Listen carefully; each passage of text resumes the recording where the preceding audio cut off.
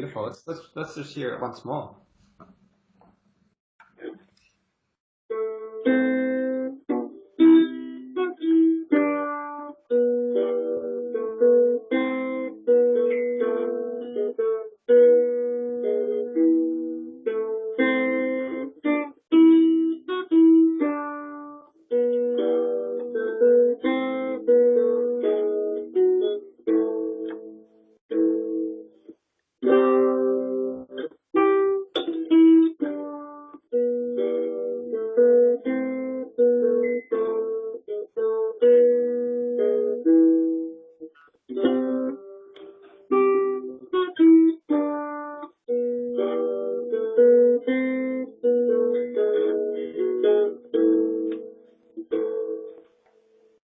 All right, beautiful.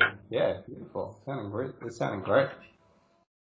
I don't have too much to say. You're playing it by memory, and it's fluent, and you're doing a nice change where it goes to C major. So it's sounding really good. Could I hear Nonna's touch?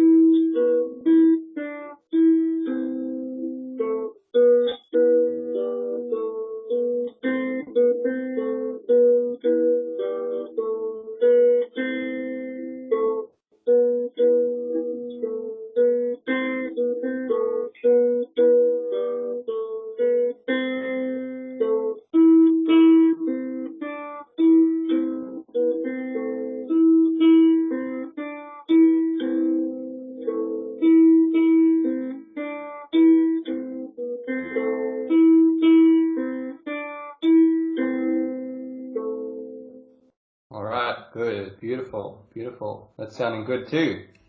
Yeah, you're playing really well. Let's move on. Could we hear the Allegro on page 24?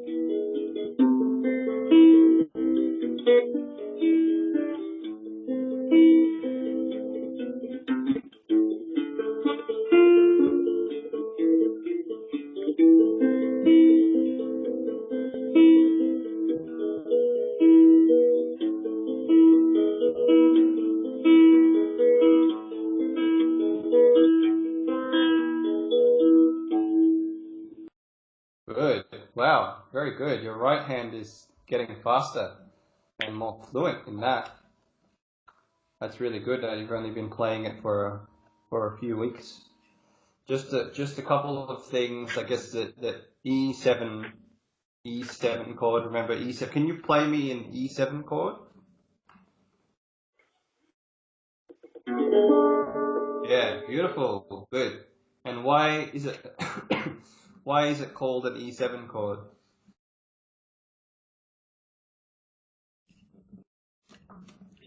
Because of the D that was added on. Good. On this key. Yes. Yeah. And now can you play me an E suspended fourth chord? That's it. Beautiful. There you go. And why is that called E suspended fourth? It is because the A was added. Yes. What note does the A normally go to?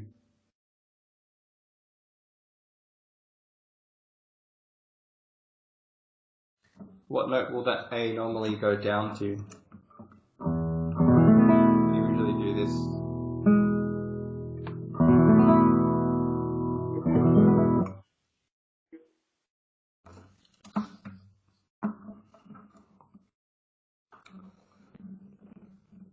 So the A will normally go down to G sharp. Yeah. Yeah, G sharp, because G above G is a third above E. So E, F, G, right? That's a 3.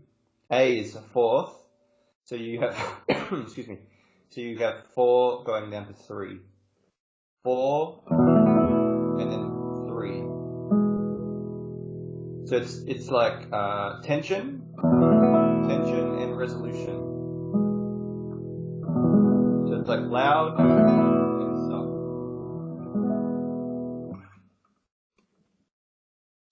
Yeah. Can you play that for me? Loud and soft, tension and resolution, 4, 3, suspended fourth going down to 3.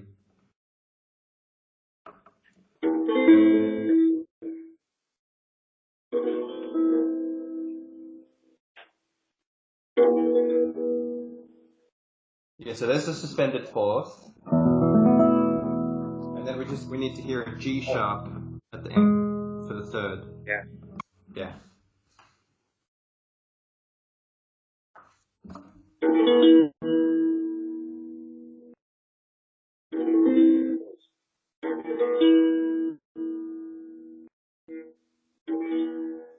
Yes. Yeah, like that. Good. Good. That's a good chord pattern to know.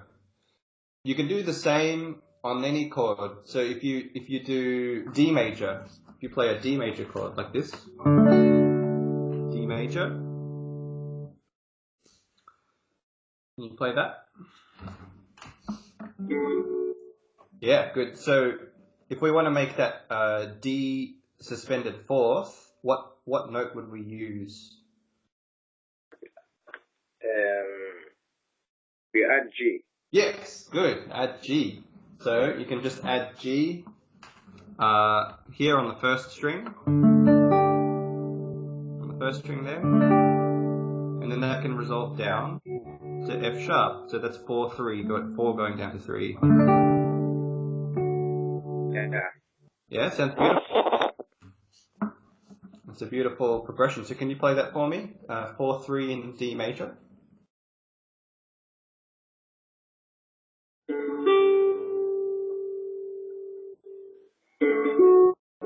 Yeah, it's beautiful. Yeah, good.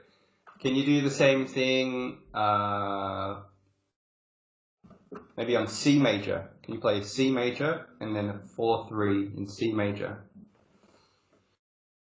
You need a C major chord, put the fourth in there somewhere.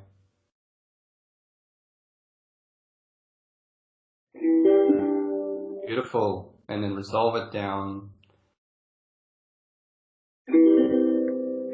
Actually, I think, so no, you've done a different one. You've done this. This is a different one. That's 9,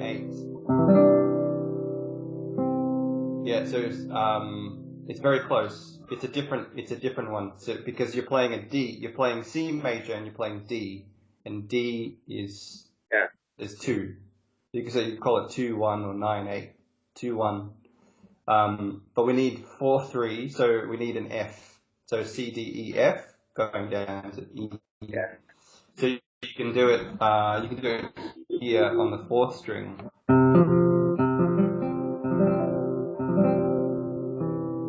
you can do it up. Yeah, you can do it off the top. Yeah. Beautiful. Yeah, you can do it like that too. Yeah, that's nice. That's 4, 3. Yeah, good. All right. So I think you understand that. That's really good. That's something that comes up a lot in music. You find that happening a lot in music.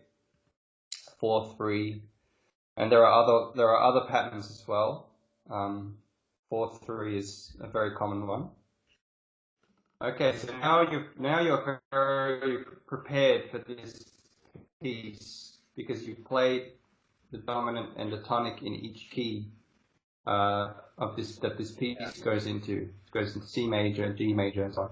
So that's chords. Now let's look. So if we look at the second bar here, a lot of these bars, this uses arpeggios, right? Arpeggios. You can see the arpeggios. Well, a lot of arpeggios, and that's why this method is really good because you practice chords like on page 19, and then the few pages before that, like 17, 18, and 19, you practice arpeggios. Remember? Yeah.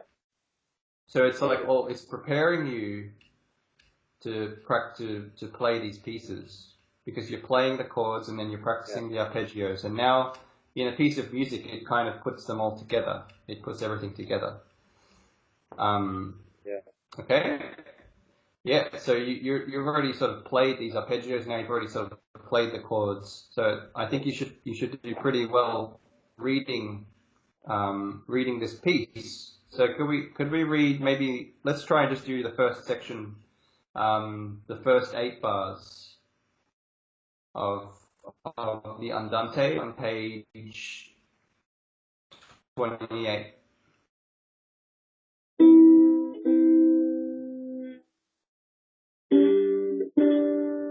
That's it. Good. And now the second bar is C major, and you're playing the arpeggio. So try to read it. Yes, read it in those groups, in big groups like that. Yes, good. And now it goes to G7. So for those 4 notes with an arpeggio, G7 with an arpeggio.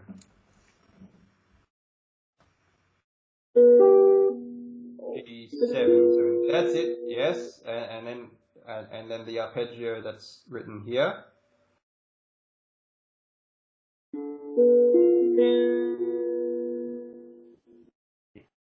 Very good. Next word is C major with the arpeggio.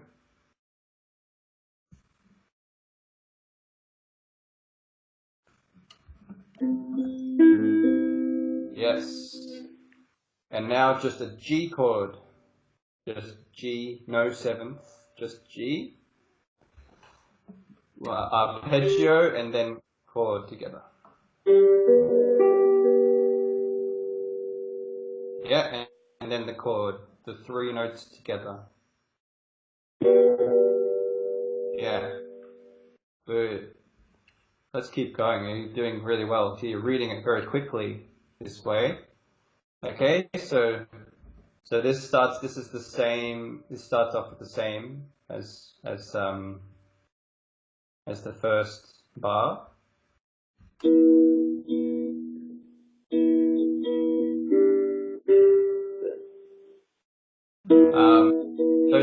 Those notes are not correct. You're playing. That's it. Yeah.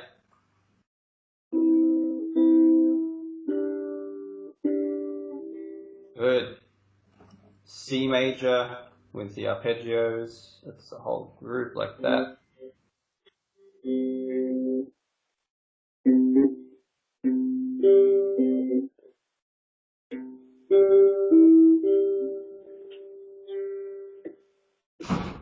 Good. That's the second string there, yeah. That's it.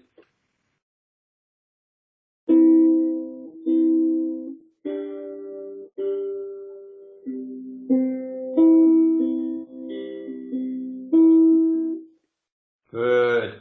And now we're in G. Now we go to G major.